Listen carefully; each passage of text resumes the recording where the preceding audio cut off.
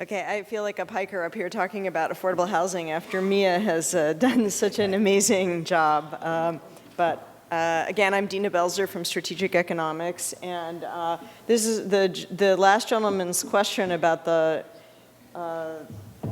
environmental justice issue is really a great part or a great lead-in into what I'm going to talk about with you today, which is about affordable housing. And I think, well, I'm not going to riff off of Mia's presentation yet, but there's a lot to say.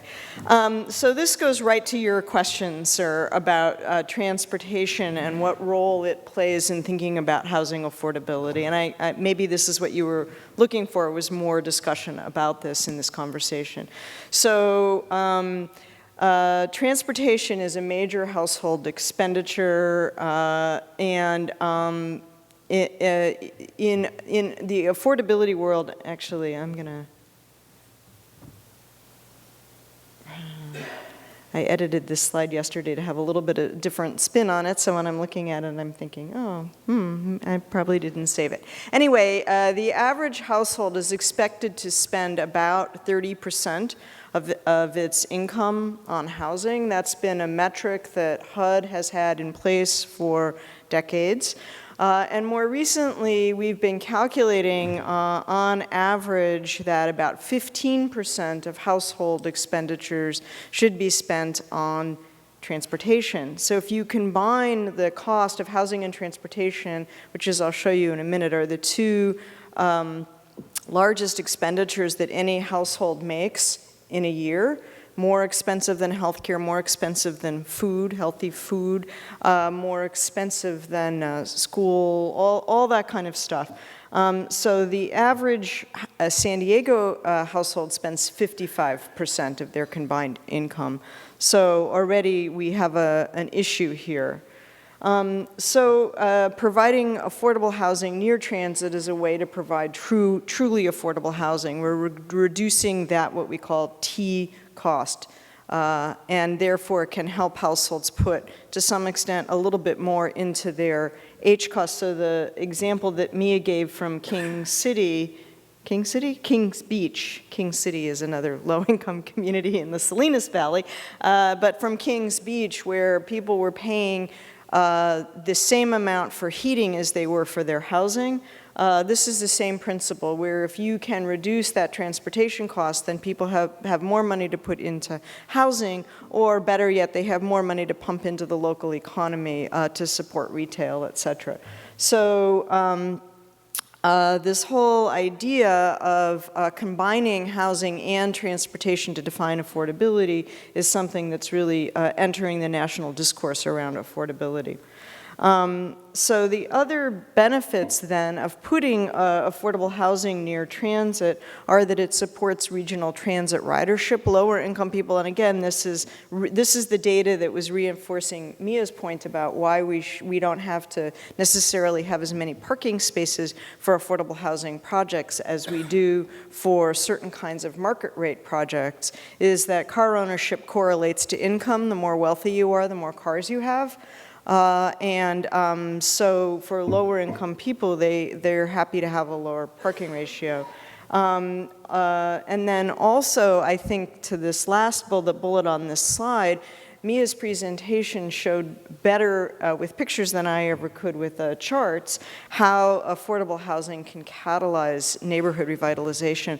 And I want to also say that in some of the slides that Gil Kelly showed of Portland and the Pearl District, the first increment of new housing that they built in the Pearl District, the housing that made the case for the market, was affordable. And some of the pictures that he showed of, ta-da, here's our great housing, the lower rise housing, it was affordable. It was subsidized affordable housing, income restricted housing. So it's very important to realize that income restricted housing is not really about building the housing projects that we had in our mind that were kind of a relic of the post-World War II, but they are really these modern, well-managed, beautifully designed projects that can be transformative. So it's a very important component of thinking about making for a successful transit system, as well as helping to kickstart the market for transit-oriented development. So I just want to talk quickly about 3 tools that are emerging here, and the first is reducing parking ratios, and I touched on this briefly before because this is true for wanting to create housing that is not necessarily income restricted, it's not necessarily targeted to subsidized projects, but it's a way to make the development more feasible so that it can get built and then you can support your workforce. Again,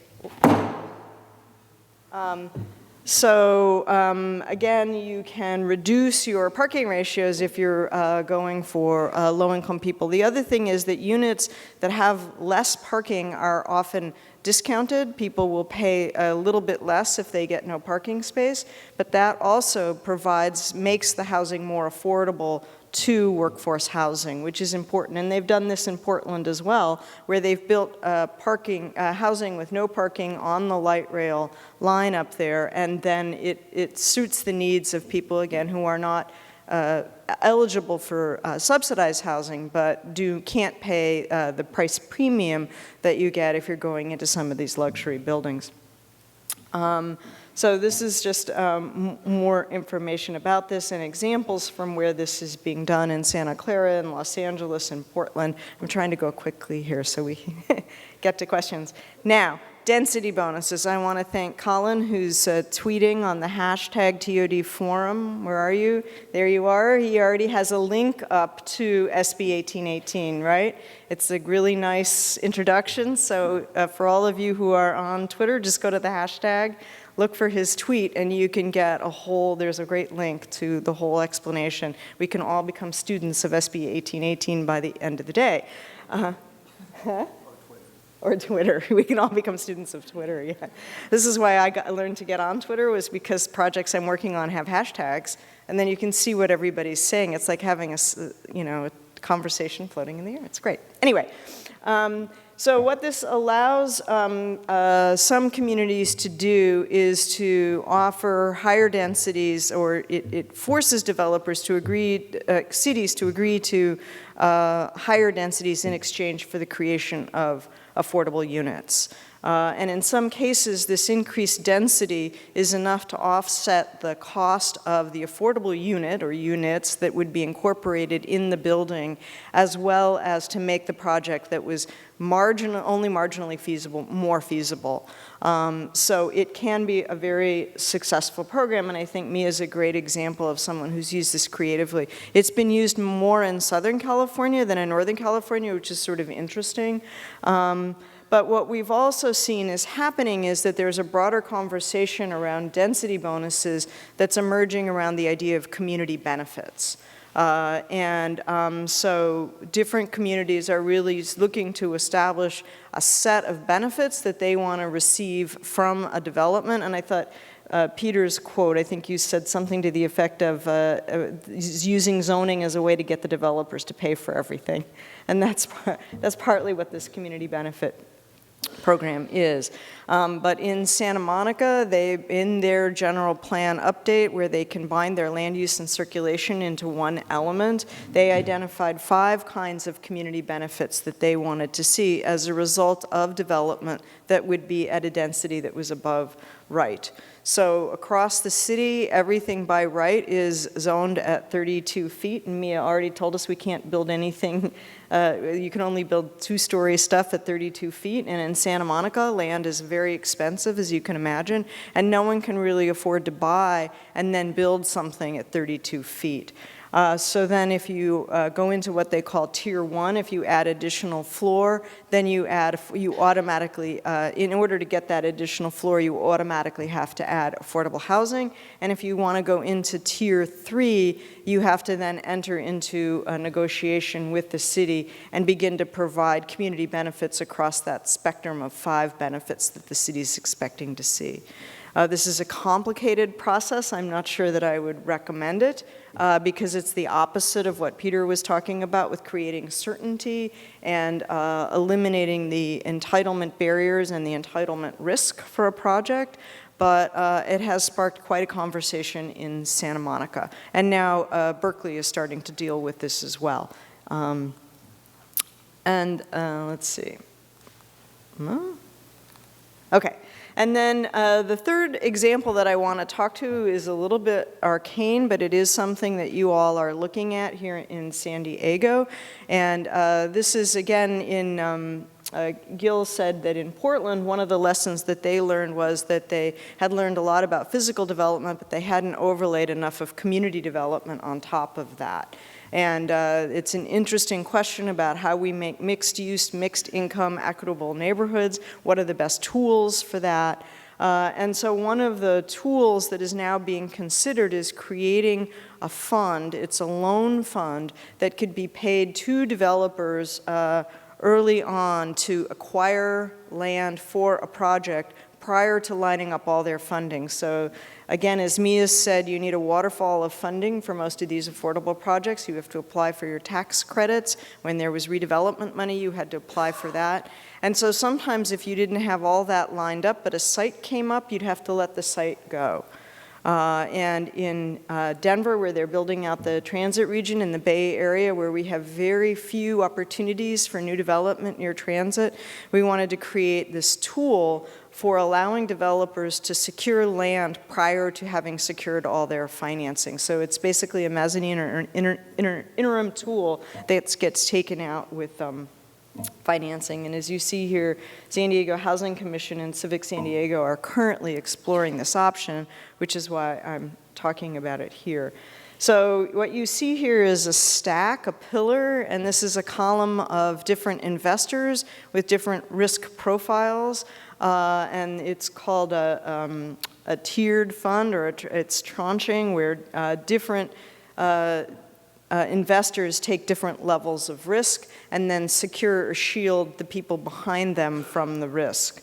So in the example of Denver created, the Enterprise Community Partners in Denver created a fund like this, and their first investor was actually a nonprofit, which was the Urban Land Conservancy, and they put in the first $1.5 million of basically credit enhancement against their balance sheet. So what that means is if the loan fund makes a loan and the loan goes bad, the Urban Land Conservancy is on the hook for paying up to $1.5 million of that bad debt. Okay, so that was the first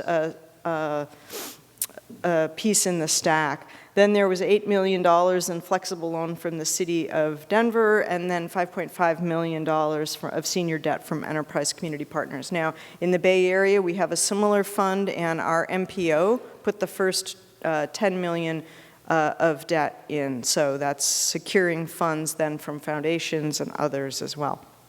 So again, this blending of these funds and the blending of the risk takes the interest rate down to the point where it appeals to the borrowers, and then it also shelters some of the senior investors from the risk. Here are these slides. They're out of order. Okay, I apologize for this. Yeah, I'm going to skip over this, and we're going to stop there. And